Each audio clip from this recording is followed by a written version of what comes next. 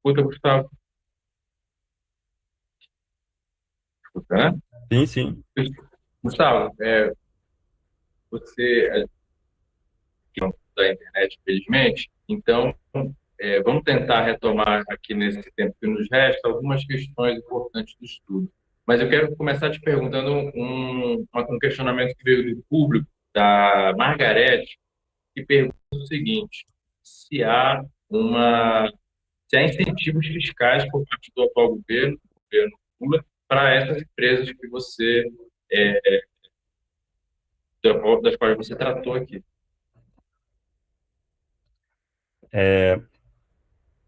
Obrigado, Israel, pela pergunta. Veja, há incentivos fiscais em várias empresas em particular, tá?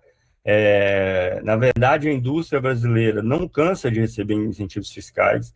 Inclusive, nosso anuário, a gente mostra que os impostos no Brasil, ele incide principalmente sobre alguns setores específicos, como energia elétrica, que a gente paga na nossa conta, telefonia, que é o conjunto da população que consome, que paga, alguns royalties, e a maioria dos setores industriais tem impostos relativamente baixos. O problema, portanto, do setor siderúrgico no Brasil não é falta de incentivo fiscal, tá?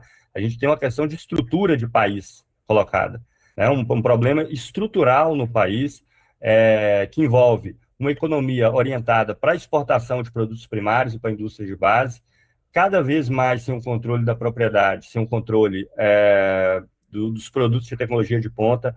Os empresários brasileiros não têm intenção nenhuma de meter o dedo nisso, pela necessidade que existe, pelo tempo que leva para que esses investimentos se revertam em alguma coisa. O Brasil está tão atrasado nas revoluções industriais, né, que nós tivemos aí nas últimas décadas, e os governos deixam para o mercado resolver. Né? Não é uma questão de aproprie de toda essa riqueza, que no fundo são os trabalhadores mesmo que faz, e direcione isso no sentido que possa produzir mais emprego, menor remuneração, redução da jornada de trabalho e a melhoria da vida da classe trabalhadora no longo prazo. Os incentivos fiscais aí, nesse caso, tendem a só ampliar o lucro das empresas, sem aumentar o número de emprego e sem alterar a estrutura produtiva do país. Gustavo. É, Devo comentar, então, aproveitando aqui, retomar um tema que você colocou, principalmente mais ao final, sobre a questão dos dividendos altos, né? Em geral, quem acompanha o noticiário econômico lida com um senso comum de que quanto mais a empresa lucra, melhor para o país, melhor para os trabalhadores, melhor para a sociedade como um. Então, o senso comum e as teorias liberais defendem esse tipo de coisa, né? E isso contamina o debate político-econômico do país. Mas você mostrou para nós aí uma realidade bastante diferente disso. Você mostrou que você mostrou aumento de faturamento da casa de 100%, no caso da CSN, e tem aumento de emprego, ou um aumento de emprego, mas aumento de emprego muito menor, da casa de 5% a 10%, correto? E, portanto, com maior exploração dos trabalhadores, quando você tem também um aumento da produtividade. Esse elemento me parece uma parte importante do que você falou no início. Você poderia retomar sinteticamente, para que quem está nos escutando possa fixar essa informação e porquê dela?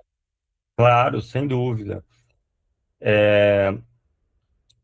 Lucros elevados são melhor para o país, não necessariamente, ou pelo menos para que parte do país, né? No caso do Brasil, a situação ela é ainda mais drástica do que em outros países do mundo, tá? País em que mantém um nível de crescimento econômico, que não passa por um processo de desmantelamento estrutural, como passa o Brasil, onde os setores de maior valor agregado, a indústria de consumo, a indústria eletroeletrônica, a indústria automobilística, perdem cada vez mais espaço, significa que esses lucros que os capitalistas obtêm, eles não veem como investir de maneira lucrativa dentro do próprio Brasil. E não veem como investir de maneira lucrativa porque o salário está tão arrochado, o emprego é tão pequeno, que não tem como mais expandir a escala de produção. Então, eles ganham lucro em cima do que já tem. Então, esses recursos são retirados para fora do Brasil ou colocados na mão do Estado, que vai depois pagar juros extraindo impostos da sociedade. Então, é um mecanismo onde os juros elevados, os lucros elevados, na verdade, se reverte contra nós duplamente.